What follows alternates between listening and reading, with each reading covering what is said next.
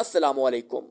हमल मालूम करने के कुदरती तरीके। कई लोग दावा करते हैं कि इन्हें हमल की अलामात मालूम है, ताहम हमल के बाद इब्तदाई अलामात ऐसी हैं जिनके बारे में कम मालूमात होती हैं, जैसे कि भूख और टांगों के पट्ठों का दर्द। हमल चेक करने का आसान तरीका, माँ बनना औरत की ज़िंदगी में सबसे ज़्यादा खुशी की बात है, लेकिन इसकी तरफ जाने वाला रास्ता गैर यकीनी और सख्त है, बिल्कुल वैसे ही जैसे इस तवील सफ़र के आगाज़ में चेक करने के कुदरती तरीके।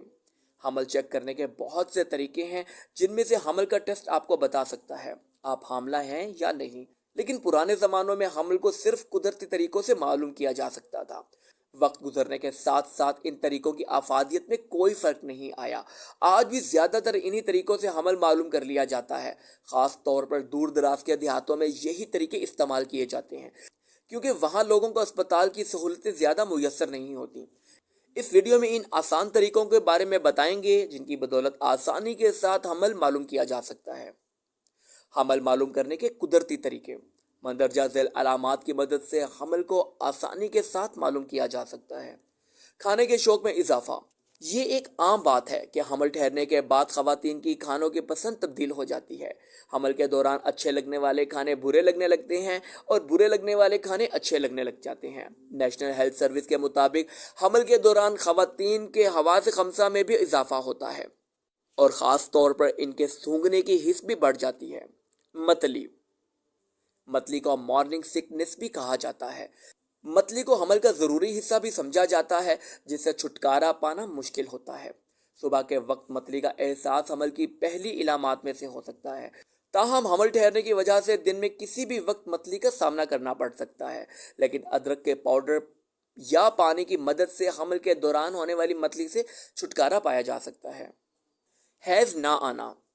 जब औरत हमल के इब्तदाई मराहिल में दाखिल होती है तो इसे हैज़ नहीं आता।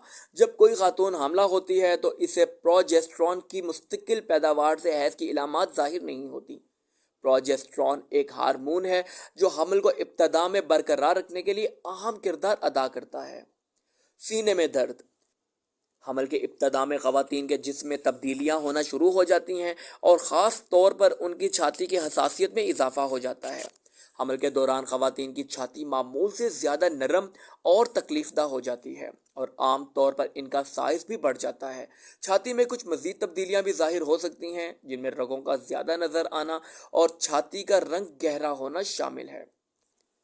बार बार पेशाब आना। हमल के इब्तदाई दिनों में ख़वातीन को बार बार बाथरूम जाना पड़ सकता है।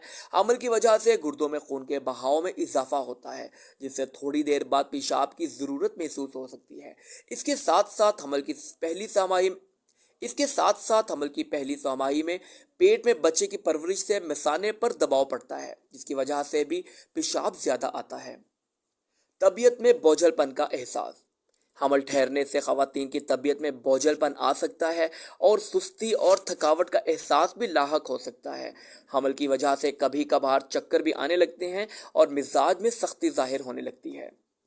शदीद कह। हमल के दौरान बहुत सी ख़वातीन को शदीद मतली और कह का सामना करना पड़ सकता है। हमल की वजह से होने वाली शदीद मतली और कह के लिए हाइपरीमेस ग्रेविडर्म की इस्तेमाल की जाती है। ख़वातीन को हमल के तमाम अरसे के दौरान शदीद कह और मतली की अलामात का सामना करना पड़ सकता है। वक्त गुजरने के साथ साथ इन अलामात में कमी आ जाती है। ताहम अगर इन अलामात में कमी ना आए तो हामला खातून किसी डॉक्टर से मशवरा की ज़रूरत हो सकती है। स्पॉटिंग, मामूली खून का आना।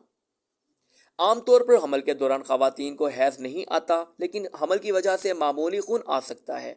एक तहकीक के मुताबिक हर 4 में से एक खातून को हमल की पहली छमाही के दौरान मामूली खून आ सकता है। पट्ठों में खिंचाव। हमल की पहली छमाही के दौरान ख़वातीन पैरों और रानों के पट्ठों में खिंचाव महसूस कर सकती हैं।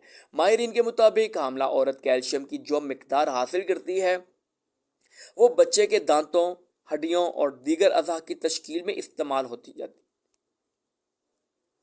हमल की पहली छमाही के दौरान ख़वातीन पैरों और रानों के पट्ठों में खिंचाई महसूस कर सकती हैं। माहिरीन के मुताबिक हामला औरत कैल्शियम की जो मिकदार हासिल करती है वो बच्चे के दांतों, ہڈیوں اور دیگر اعضاء کی تشکیل میں استعمال ہو جاتی ہے۔ اس لیے عمومی طور پر حاملہ خواتین کو کیلشیم کی کمی کا سامنا کرنا پڑتا ہے، جس سے ہڈیوں اور پٹھوں کی کمزوری لاحق ہو جاتی ہے۔ اس کے ساتھ ساتھ اسٹرپ ٹیسٹ کی مدد سے بھی یہ معلوم کیا جا سکتا ہے کہ حمل ٹھہرا ہے یا نہیں۔ حمل ٹیسٹ کرنے کا طریقہ۔ اسٹرپ ٹیسٹ کی مدد سے آسانی کے ساتھ گھر پر حمل ٹیسٹ کیا جا سکتا ہے، لیکن ہر روز یا چند دنوں یا ہفتوں بعد اس کو دہرانا مفید نہیں ہے۔ مندرجہ ذیل طریقے پر عمل کرتے ہوئے آپ آسانی کے ساتھ حمل ٹیسٹ پرفارم کر سکتے ہیں۔ کسی بھی میڈیکل اسٹور سے حمل کی جانچ کے لیے ایک اسٹرپ لیں، ایک بوتل میں پیشاب لیں۔ کوشش کریں کہ بوتل جراثیم سے پاک ہو کر یورین صبح اٹھ کر بوتل میں کیا جائے۔ اس کے بعد اسٹرپ کو یورین میں عمودی طور پر اس طرح رکھیں کہ اس پر بنا ہوا تیر کا نشان یورین میں ہو۔ اس بات کو یقینی بنائیں کہ اسٹرپ مکمل طور پر یورین میں نہ ڈوبے۔ یورین میں 8 سے 10 سیکنڈ تک اسٹرپ کو رہنے دیں۔ اس کے بعد اسٹرپ کو یورین سے باہر نکال کر کسی خشک جگہ پر رکھ دیں۔ 1 منٹ تک نتائج سامنے آ جائیں گے۔ اگر اسٹرپ پر 2 واضح گلابی لکیریں نمودار ہو جائیں تو اس کا مطلب ہے کہ حمل ٹھہر چکا ہے۔ اگر اسٹرپ پر صرف 1 لکیر نمودار ہو تو اس کا مطلب ہے کہ ابھی حمل نہیں ٹھہرا۔ گھر پر اگر اس بات کو یقینی نہ بنایا جا سکے کہ حمل ٹھہرا ہے یا نہیں تو پھر آپ کو کسی گائنیکالوجسٹ سے مشورے کی ضرورت ہوگی۔ اگر آپ کو کسی گائنیکالوجسٹ سے رابطہ کرنے میں مشکلات کا سامنا ہے تو آپ آسانی کے